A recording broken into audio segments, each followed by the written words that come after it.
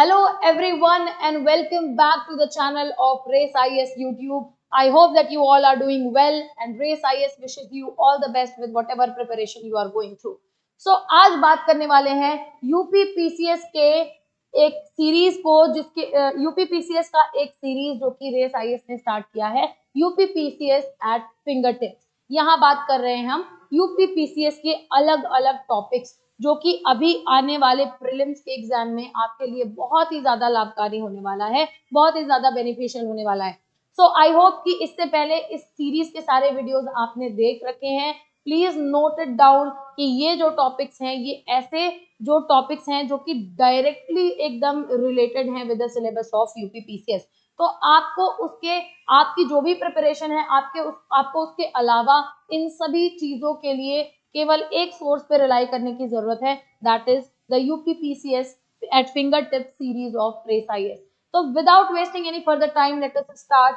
आज बात करेंगे प्रोमिनेंट एनजीओ की। तो एनजीओ की अगर हम बात करें तो एनजीओ बेसिकली क्या होते हैं? एनजीओ स्पेसिफिकली आपने बहुत अलग अलग तरीके के एनजीओ सुने होंगे। कुछ एनजीओ जो कि नॉन गवर्नमेंट ऑर्गेनाइजेशंस जो होते हैं, स्पेशली ऐसे ऑर्गेनाइजेशन जो हैं नॉन प्रॉफिट ऑर्गेनाइजेशंस होते हैं जो कि कंप्लीटली डेडिकेटेड होते हैं सोशल वर्क्स के लिए।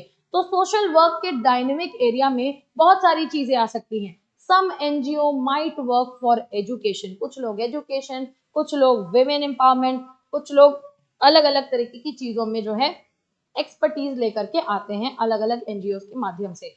एक्सपर्टीज की अगर मैं बात करूं तो आप जानते हैं आज के डेट में बहुत ही ज्यादा अलग अलग क्राइम से ग्रस्त अलग अलग तरीके के विक्टिम्स है। For example acid attack survivors, तो ऐसे लोगों के लिए अलग सेक्शन ऑफ एनजीओज है। कुछ लोग ऐसे the third gender of the society के लिए एनजीओज अलग हैं। तो कुछ चीजें ऐसी हैं, मतलब एनजीओज के अगर मैं फील्ड की बात करूं तो इतनी वाइड वैरायटी का फील्ड है कि ये मतलब बहुत ही ज्यादा डाइवर्स फील्ड एक बन करके आपके सामने आ जाता है। तो प्रोमिनेंट एनजीओज की बात करेंगे। उत्तर प्रदेश में काफी ज्यादा प्रोमिनेंट एनजीओज कौन कौन से हैं आपके एग्जाम के पर्सपेक्टिव के लिए बहुत ज्यादा इंपॉर्टेंट है। पिछले कुछ सालों में आपने एनजीओ से आए हुए क्वेश्चंस को भी देखा होगा। आइए बात करते हैं एनजीओ की उत्तर प्रदेश में। सबसे पहले आपको दिखाई देता है ये एक बहुत ही प्यारा सा लोगो जो कि एक एनजीओ है। एनजीओ का नाम है प्रथम। प्रथम जो है एक ऐसा एनजीओ है जो एजुकेशन की फील्ड में काम करता है, शिक्षा के क्षेत्र में काम करने वाला एक व्यापक रूप से मान्यता प्राप्त गैर सरकारी संगठन है। यानी कि ये एक एनजीओ है जो कि फील्ड ऑफ एजुकेशन के लिए वर्क कर रहा है। अब बात करेंगे कि इसका फोकस क्या है। तो यह नवीन शिक्षण विधियां, आपको पता है भारत तेजी से आगे बढ़ रहा है when it comes to education. Education की न सिर्फ अब आउटरीच बढ़ रही है बट एजुकेशन की क्वालिटी भी बढ़ाई जा रही है। आपको पता है एजुकेशन के लिए अलग अलग टूल्स का इम्प्लीमेंट होना, डिजिटल इंफ्रास्ट्रक्चर का इम्प्लीमेंट होना अपने आप में एक बहुत बड़ा एग्जाम्पल है कि इंडिया किस तरीके से एजुकेशनल रिफॉर्म्स लेकर के आ रहा है। NEP national education policy 2020 is itself a great example of it. तो ये जो है ऐसी ही कुछ क्वालिटी एजुकेशन को प्रोवाइड करते हैं जो अंडर प्रिविलेज चिल्ड्रन है और यूथ है through innovative teaching methods, community involvement and skill development programs. यानी कि ऐसे बच्चे, ऐसे यूथ जो कंट्री के हैं जिनके जो कि अंडर प्रिविलेज हैं, जो कि उतना ज्यादा जिनको संसाधन जो है उतना ज्यादा अवेलेबल नहीं है, तो उन लोगों को, अंडर प्रिविलेज लोगों को ये क्वालिटी एजुकेशन प्रोवाइड करते हैं। इनका टीचिंग मेथड जो है, पढ़ाने का मेथड जो है काफी ज्यादा प्रैक्टिकल, काफी ज्यादा इनोवेटिव होता है और स्किल डेवलपमेंट में बेसिकली काम करते हैं। तो भारत में एक चीज अभी बहुत ज्यादा प्रचलन में है, आप सभी को पता होगा, if you have education that does not means you are educated, but if you have an education that you can, मतलब एक ऐसा एजुकेशन है आपके पास जिसके माध्यम से आप स्किल डेवलपमेंट कर पा रहे हैं, that is the true essence of education. तो ये जो है प्रथम ऑर्गेनाइजेशन, प्रथम एनजीओ जो है बहुत ही ज्यादा एक प्रोमिनेंट काम निकल करके आता है। सेवा भारती करके आपके पास एक और एनजीओ सामने आता है। सेवा भारती एक एनजीओ है जो कि अलग अलग वेलफेयर एक्टिविटीज में, सेवा भारती एक संगठन है जो शिक्षा स्वास्थ्य देखभाल, ग्रामीण विकास, महिला सशक्तिकरण और आपदा राहत सहित विभिन्न कल्याणकारी गतिविधियों में लगा हुआ है। तो बेसिकली विमेन एम्पावरमेंट की बात करते हैं, डिजास्टर रिलीफ में काम करते हैं और हेल्थ केयर, रूरल डेवलपमेंट, इन सब सारे ये जो सारी की एरियाज है जिन पे सेवा भारती एनजीओ जो है वो फोकस करता है।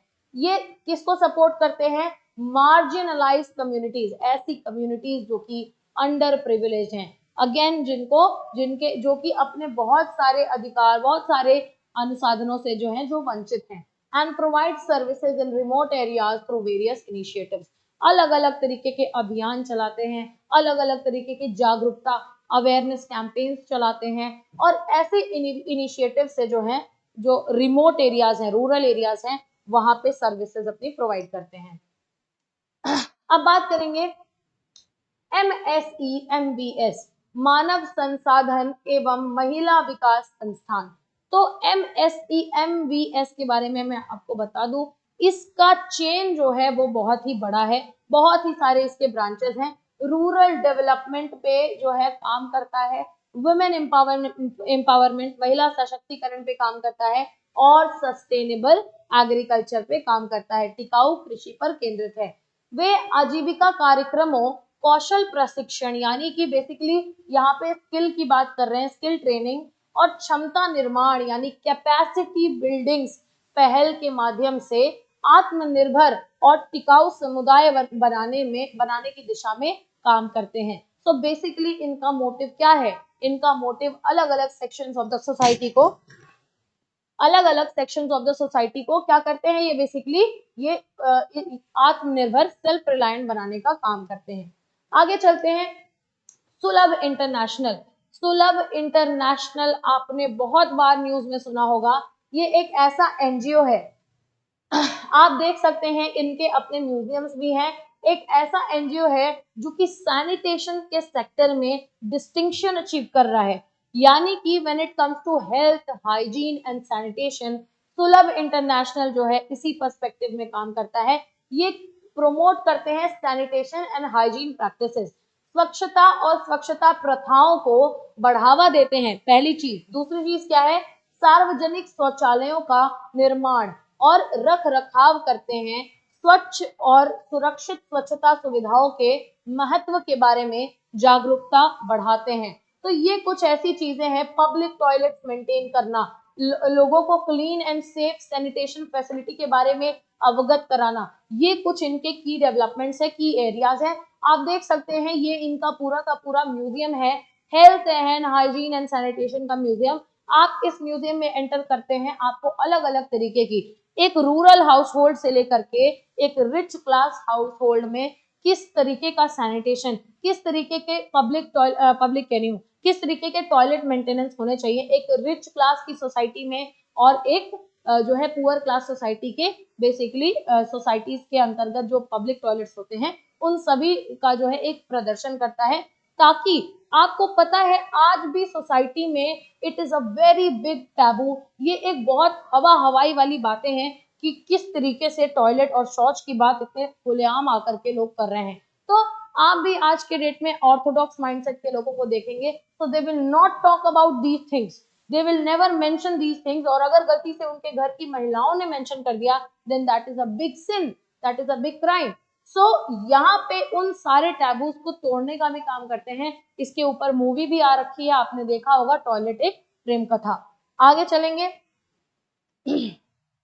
बचपन बचाओ आंदोलन BBA, ये एक ऐसा ऑर्गेनाइजेशन है, बेसिकली ऐसा ऑर्गेनाइजेशन है जो कि एक ऐसा ऑर्गेनाइजेशन है जो कि बाल श्रम उन्मूलन और बाल अधिकारों यानी चाइल्ड लेबर और चाइल्ड राइट्स को बढ़ावा, बेसिकली चाइल्ड राइट्स को बढ़ावा देते हैं और चाइल्ड लेबर को इराडिकेट यानी खत्म करने का प्रयास करते हैं, उसके लिए समर्पित ये जो है एक संगठन है। बच्चों को विभिन्न प्रकार के शोषण से बचाने और पुनर्वास के लिए, बेसिकली रिहैबिलिटेट करने के लिए, अलग अलग तरीके के शोषण से बचाने के लिए और पॉलिसी चेंजेस, मतलब कि इस तरीके के चीजों में काम करते हैं जिस तरीके के माध्यम से बच्चों के अधिकारों की रक्षा के लिए नीतिगत बदलावों की वकालत होती रहेगी या ये करते रहेंगे। तो अलग अलग तरीके से बेसिकली इनका मैक्रो थीम क्या है, इनका मैक्रो थीम है चाइल्ड डेवलपमेंट। मैक्रो थीम क्या है, चाइल्ड डेवलपमेंट। ये basically child development centric NGOs है। अब आगे बात करते हैं प्रयास। प्रयास जो है कानून का उल्लंघन करने वाले बच्चों के कल्याण और पुनर्वास की दिशा में काम करते हैं। आपने सुना है जुवेनाइल एड सेंटर सोसाइटी, आपने सुना है जुवेनाइल क्राइम्स एक्ट। तो ये अभी सुर्खियों में वो पुणे पॉश कार में जो आपका एक एक्सीडेंट हुआ, पुणे पॉश कार इंसिडेंट जो आप सामने आया, उसमें जुवेनाइल जस्टिस के ऊपर बहुत ज्यादा चर्चाएं हुई। तो ये एक ऐसा एनजीओ है जो अगर किसी जुवेनाइल क्राइम से रिलेटेड अगर कोई बच्चा ऐसा है जो इस तरीके की चीजों में फंस जाता है, तो उसके पुनर्वास, उसके रिहैबिलिटेशन को और उसके जो है माइंडसेट के लिए, उसके लाइवलीहुड के लिए, ताकि उसको ठीक किया जा सके, उसका कल्याण हो, उसके लिए काम करते हैं। वे बच्चों को उनके समग्र विकास यानी कि ओवरऑल डेवलपमेंट और समाज में पुनः एकीकरण पर ध्यान देने के साथ आश्रय, शिक्षा, कौशल, प्रशिक्षण और परामर्श प्रदान करते हैं। आगे चलते हैं। स्माइल फाउंडेशन बहुत ही ज्यादा फेमस फाउंडेशन है, आपने अक्सर इसका नाम न्यूज़पेपर में भी देखा होगा। ये एक ऐसा फाउंडेशन, एक ऐसा ऑर्गेनाइजेशन है जो कि बच्चों के एजुकेशन और हेल्थ केयर पे काम करता है। बात करते हैं अलग अलग तरीके के प्रोग्राम्स। वे स्वास्थ्य सेवाओं, आजीविका, सहायता और महिला सशक्तिकरण सहित विभिन्न कार्यक्रम को लागू करते हैं। आप देख सकते हैं कि इनका एक बहुत ही बड़ा चैनल है जिसको ये फॉलो किया करते हैं। आगे चलते हैं। ज्योति बाल विकास संस्था, ये एक ऐसी संस्थान है, आप इसके बारे में इसकी थोड़ी सी हिस्ट्री बता रखी है यहाँ पे कि 1990 में डॉक्टर एस.एन. दीक्षित जो थे एक प्रोफेसर हुआ करते थे शिकागो की यूनिवर्सिटी में इन यूएसए। बेसिकली इनमें इनका क्या है, इन्होंने सिर्फ 2 छात्रों के साथ एक ऑपरेशन शुरू किया। इसी के अंतर्गत अमेरिका में 25 साल रहने के बाद एस.एन. दीक्षित जी जो हैं अपने जन्म के बाद basically wanted to give his birth place, होगा यहाँ पे इसको मेंशन कर लीजिए, इनका बर्थ प्लेस जो कि कानपुर है, उस कानपुर के शहर को एक ऐसा इंस्टीट्यूशन देना चाहते थे जिससे डिसेबल्ड लोगों को, विकलांग लोगों को जो है हेल्प हो सके। इस प्रकार ज्योति बाल विकास फाउंडेशन के सहयोगी के रूप में ज्योति बाल विकास संस्था की स्थापना कानपुर में हुई। फाउंडेशन का लक्ष्य जो है विकलांग बच्चों को शिक्षित करना और उन्हें व्यवसाय में प्रशिक्षित करना, उन्हें समाज के स्वतंत्र और स्वावलंबी सदस्य बनाने के लिए रोजगार खोजने में मदद करना। बेसिकली बच्चों की बात करता है, डिसेबल्ड चिल्ड्रन की बात करता है, उनको पेशेवादी होने के लिए ट्रेनिंग देता है और अलग अलग तरीके से एम्प्लॉयमेंट में भी सपोर्ट करता है, एम्प्लॉयमेंट सर्च में भी सपोर्ट करता है। इसी के साथ last but not the least FFV जो है एक तरीके का, आपके सामने इसका शॉर्ट फॉर्म है, आप देख सकते हैं FFLV। तो FFLV जो है फूड फॉर लाइफ वृंदावन, जो कि जो है एक ऐसा एनजीओ है वृंदावन के रीजन में 1991 से काम कर रहा है, इतने वर्षों तक अभी काम कर चुका है।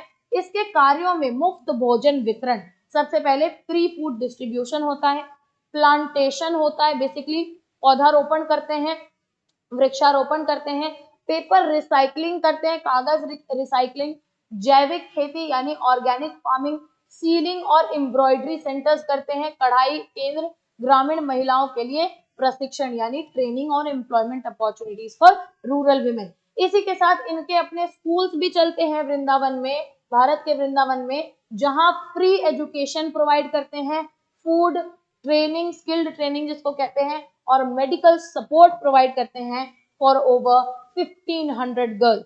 So this initiative is indeed a very big challenge, लेकिन लोग जो हैं तरह तरह के लोग आगे आ रहे हैं और ऐसे चैलेंजेस को पूरा करके इन सभी क्षेत्रों में कार्य कर रहे हैं और अपना योगदान दे रहे हैं। तो आप देख सकते हैं कि इनका इतना ह्यूज कंट्रीब्यूशन रहा है in the state of UP. तो यूपी के स्टेट में इनका जो कंट्रीब्यूशन रहा है उसको मद्देनजर में रखते हुए इनको prominent NGOs of Uttar Pradesh की लिस्ट में शामिल किया गया है, और इनके बारे में पढ़ना आपके लिए बेहद ही ज्यादा इंपॉर्टेंट हो जाता है। It's very important for you all to consider all these NGOs in the perspective of your exam. So मिलते हैं इसी सीरीज के अगले वीडियो में एक नए टॉपिक के साथ. For the time being, thank you and जय हिंद.